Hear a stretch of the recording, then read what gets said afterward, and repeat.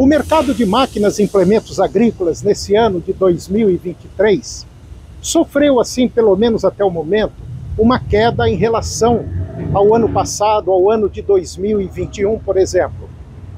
Esse ano de 2023 foi um ano atípico, culminou com questões de altas produções, altas produtividades, o mercado global muito abastecido, e nós tivemos também uma mudança política, uma mudança econômica, que acabou interferindo nesse mercado, fazendo com que esse ano de 2023, vamos dizer assim, a comercialização de máquinas e implementos agrícolas sofreu uma queda. Mas para a próxima safra, 2023-2024, parece que o mercado, meio em dúvida ainda, mas parece que o mercado vai ser, vamos dizer assim, promissor. Pelo menos quando a gente conversa com o produtor rural, com o agricultor principalmente, que nós já estamos agora, já muita gente plantando, nós estamos no início da safra, parece que nós teremos sim uma situação um pouco melhor do que foi nesse ano.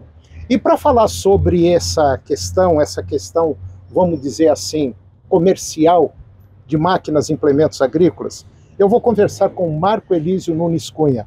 O Marco Elísio é o diretor da Planalto Tratores, uma das mais importantes empresas, vamos dizer, do país, e é uma empresa que vem há muitos anos, há mais de 50 anos, no mercado aqui do estado de Goiás. E o Marco conhece muito sobre esse mercado. Marco, como é que você está sentindo o mercado daqui para frente? Toninho, a gente sabe que o nosso mercado ele é cíclico, né? Então a gente tem aí os momentos de alta e os momentos que são de baixa, vamos dizer assim. E nós tivemos uma referência onde a gente pega 21 e 22, que foi no período de pandemia, que realmente vai ficar marcado para a história, com relação à produtividade, com relação à demanda mundial muito grande, por isso aí a valorização das commodities. Então a gente tem uma referência que foi fora do normal, onde a indústria estava desacelerada em produção e o mercado estava muito aquecido. Então era a lei da oferta e da procura. Então tinha menos oferta do que procura. E por isso aí a gente realmente teve um mercado excepcional. Pensando em 2023, quando a gente traz para o atual momento, nós estamos falando aí da indústria aí por volta de 10% de redução, segundo as fontes aí da Anfávia, da BIMAC, que a gente pode considerar que ainda é um número positivo, perto do cenário que a gente vive, onde o mercado, nós temos teve uma desvalorização das commodities, né? E a questão do recurso também, um atraso no anúncio do Plano Safra, mas em contrapartida nós tivemos um aumento no volume de recurso disponível, acho que isso é importante a gente citar, uma pequena redução na taxa de juros, acho que qualquer redução ela já é significativa e ela impacta no nosso negócio. Eu acho que teve um fator psicológico muito grande, aí, principalmente no primeiro semestre, quando a gente relacionado à política, à própria insegurança, né, o produtor inseguro de fazer investimentos em função da redução do valor do produto dele, da commodity dele, e as margens dele ficaram mais achatadas. Então o que a gente vê aí para o futuro é voltar a patamares anteriores aí à pandemia, a preços de soja, de milho e da própria arroba também a patamares anteriores, e que precisa de ter uma gestão mais próxima do negócio com relação a custos. E quando a gente fala em máquina, nós estamos falando em investimento da porteira para dentro. E eu sempre bato nessa tecla. Da porteira para dentro, nós temos que cada vez mais dominar aquilo que é o nosso negócio. Então nós temos que trazer tecnologia, nós temos que trazer investimento em mecanização, nós temos que trazer aumento de produtividade, porque o mercado a gente está vivendo aí agora, o mercado a gente realmente não tem o domínio disso. Ele tem várias variáveis que interferem com relação aí ao preço do nosso produto. Então a gente tem que fazer muito bem essa gestão, e eu acredito que para o próximo ano teremos aí uma safra boa de soja, né, com patamares um pouco maior do que se vendeu na safra passada, de preço, né, e os custos mais baixos, porque você pega insumo, caiu bastante, principalmente fertilizante, teve uma queda grande, os defensivos de um modo geral também teve essa queda. Então a gente vai equalizar, nós não vamos ter aqueles patamares de 170, 180, como a gente acostumou lá atrás em 2022, mas vamos voltar dentro de uma normalidade vender naqueles preços que a gente estava acostumado lá atrás e fazer uma gestão para a gente ter uma margem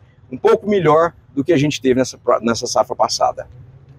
O Marco Elísio, ele citou um ponto muito interessante: investimento, tecnologia.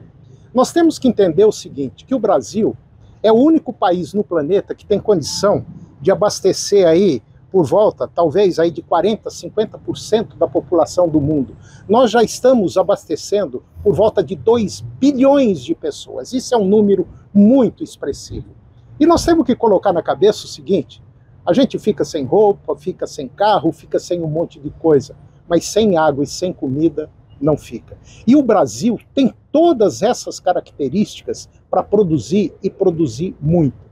O que nós não podemos deixar acontecer nesse país é uma interferência, principalmente de governos, em cima do agro. O agro é um dos únicos setores, ou talvez o único setor, que tem que trabalhar livre, porque o agro é o esteio do Brasil, ainda é o esteio do Brasil. E eu tenho certeza absoluta que nós não podemos mexer com isso.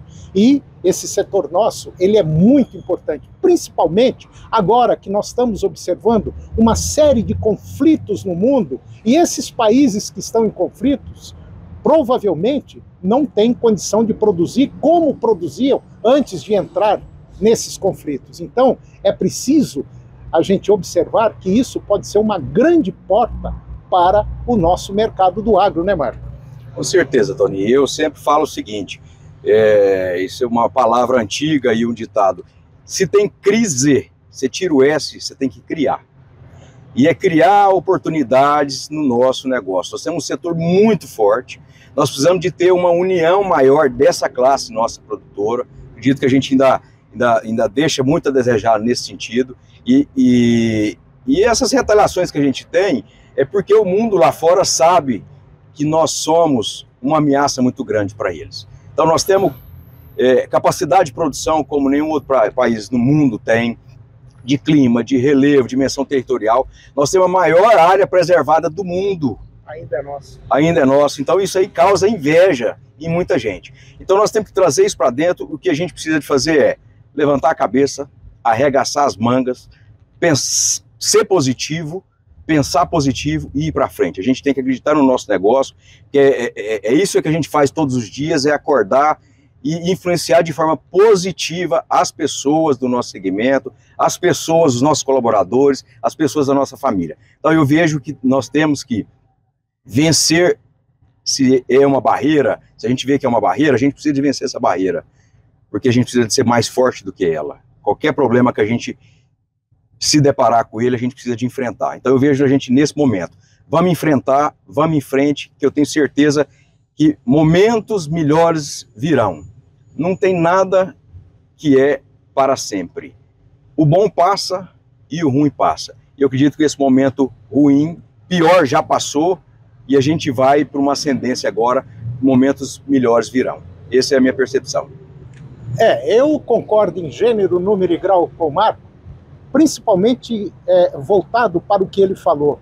A nossa classe tem que ser uma classe unida. Nós não podemos ficar cada um no seu canto produzindo, não é isso. Nós temos que formar um conjunto. E é o conjunto que faz dar peso, que faz dar força para o nosso país e principalmente para o nosso setor. Saída tem, e muitas. Não é apenas uma, não. Nós temos inúmeras saídas aqui no Brasil. Depende única e exclusivamente do povo brasileiro, né, Marco? Exatamente. Vamos unir, nós somos fortes demais, e aí não vamos ficar olhando para o governo, porque o governo, se ele não atrapalhar, ele já está ajudando. Vamos fazer a nossa parte, vamos trazer para dentro de casa, e juntos somos mais fortes e venceremos todas as crises que vierem para nós.